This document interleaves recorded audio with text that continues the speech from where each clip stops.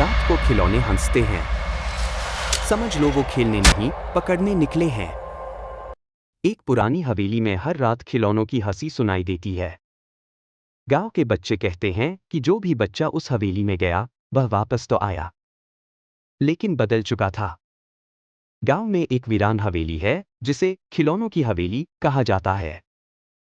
बच्चे डरते हैं, लेकिन 3 दोस्त, राजू, टीना और गोलू, एक रात वहां जाने की ठान लेते हैं। हवेली में घुसते ही दरवाजा खुद ब खुद बंद हो जाता है। चारों ओर बिखरे हुए खिलौने, पुराने, गंदे, लेकिन कुछ तो जैसे देख रहे हो। एक गुड़िया हंसती है।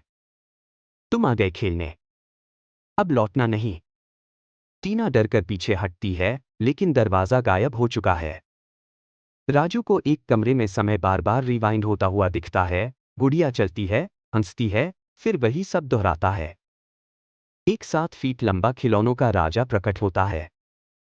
वो बच्चों को हमेशा खेलने के लिए पुतला बनाना चाहता है।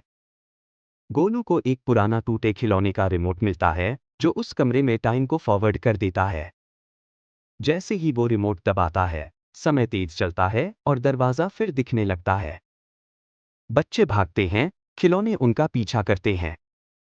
दरवाजे तक पहुंचते हैं, लेकिन राजा कहता है, एक को छोड़ जाओ। राजू रुक जाता है और बाकी 2 बाहर निकलते हैं। टीना और गोलू गांव लौट आते हैं।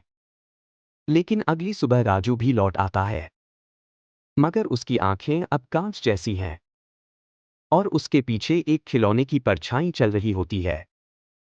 क्या राजू अपने असली रूप में आ जाता है कि नहीं, जानने के लिए चैनल सब्सक्राइब करें।